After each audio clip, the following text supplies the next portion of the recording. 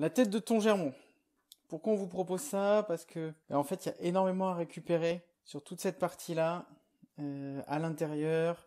Et c'est dommage, en fait, nous aujourd'hui, malheureusement, on n'a pas le temps d'aller tout dépioter pour faire des rillettes. Donc on vous propose de le faire à la maison. C'est très à la mode de faire des terrines, des pâtes et croûtes en ce moment. Bah, on l'a fait avec les thons et ça marche hyper bien. Ce que vous pouvez faire, si jamais vous avez envie de vous faire un petit peu de découpe, c'est récupérer toute la chair qui est ici. Vous pouvez mettre quelques coups de couteau. Je vous montre pas sur le thon germon parce que c'est vraiment pas grand chose et je préfère l'option d'aller cuire et d'aller faire tout ça en terrine.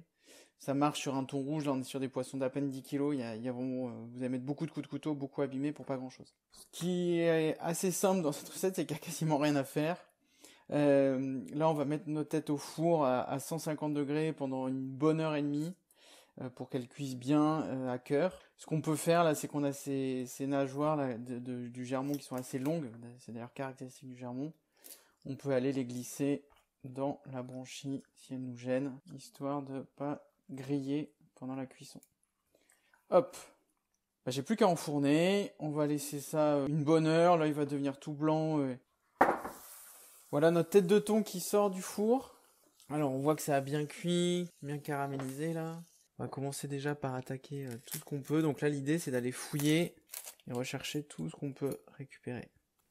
Donc je commence par les morceaux là. Une fois que ce sera un peu plus froid, j'irai mettre les doigts dedans. Donc on voit qu'il y a des jolis morceaux de chair pour commencer. Ça, je les récupère dès que possible. Voilà, attention, là, on commence à avoir les grosses arêtes.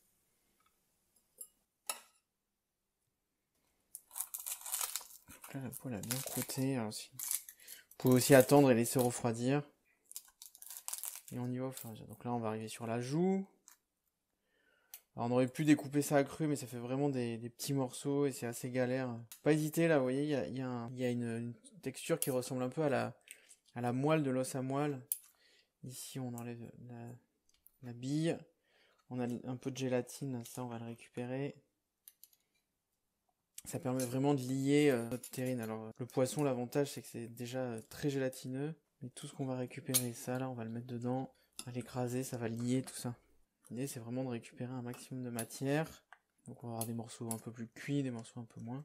Ça marche aussi de le faire au courbouillon, mais c'est un peu plus galère à gérer, hein. Une grosse tête comme ça. Donc là, je détache l'opercule.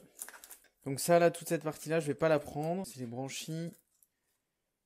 Et c'est assez amer, donc ça, on oublie. Par contre, là, au fur et à mesure, il y a pas mal qui ressort. Ici, j'ai un gros morceau.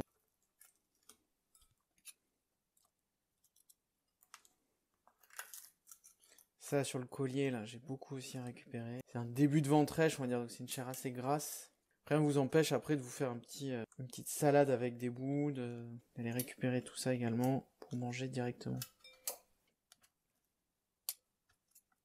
Les morceaux de peau, là, il faut éviter au maximum de les mettre comme je viens de faire. Parce qu'en fait, on a des espèces de structures, là, qu'on voit. C'est pas des écailles, mais des gros cartilages plats qui ressemblent à des écailles. Et ça, la dégustation, c'est hyper désagréable. Alors, on a des abats, là, du foie, du cœur. Bon, ça, on regardera ça une autre fois. On va essayer de se les tester, nous, et vous expliquer ce que ça donne. Là, j'ai encore un morceau, je peux commencer à prendre les doigts. C'est un petit peu refroidi.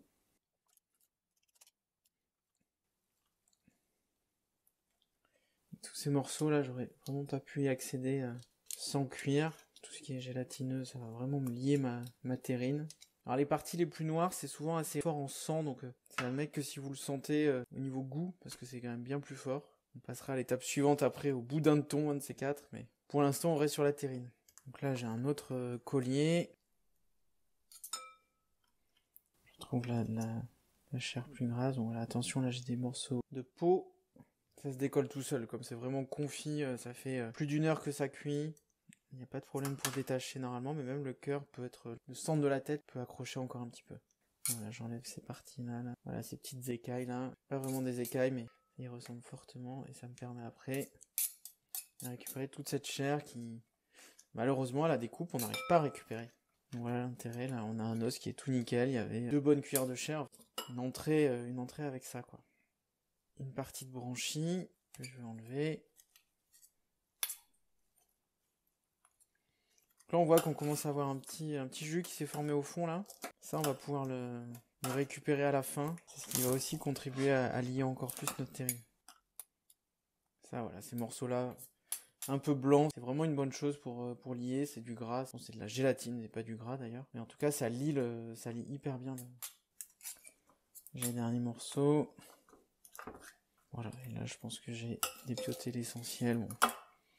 Là on peut aller essayer d'aller récupérer les attaches, mais ça a bien grillé. Ça sera plus pour le petit kiff du cuisinier, d'aller becter ça. C'est très très bon, je vais pas vous le faire en live. Donc là il y aura encore de la matière à récupérer hein, en refaisant un bouillon. Et là ce que je vais faire, c'est que je vais venir pencher mon plat et récupérer tout ce jus. Voilà. Ça sera parfait pour lier. Oh. Quand on va mettre ça au frais, ça va bien prendre. Dans une tête de thon germont d'environ 8-10 kg, on a une tête qui fait 1,5 kg, 2 kg. On arrive quand même à récupérer quasiment 300 g de chair nette. On retrie un peu pour enlever les grosses arêtes. C'est de la chair tout à fait exploitable, aucun problème de goût, qui est parfaite, qui est super fondante, en plus par moments très grasse, qui peut se lier hyper bien. On va pouvoir monter notre terrine avec ça, on peut même la manger directement comme ça, hein, mais on va faire un truc un peu plus dans la tendance.